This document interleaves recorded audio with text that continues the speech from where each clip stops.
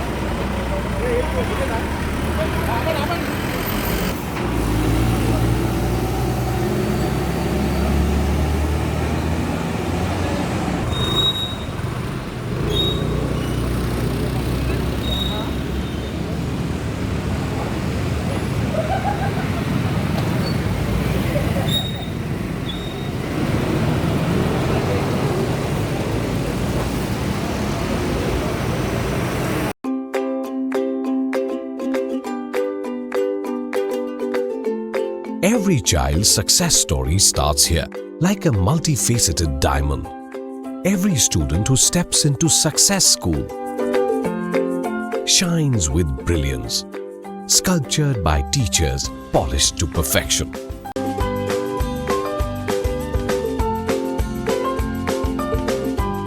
खबर है शहर की, खबर है गाँव की, खबर है सारी दुनिया की। 7H न्यूज पसंद आए तो लाइक कीजिए, शेयर कीजिए और सब्सक्राइब करना ना भूलें।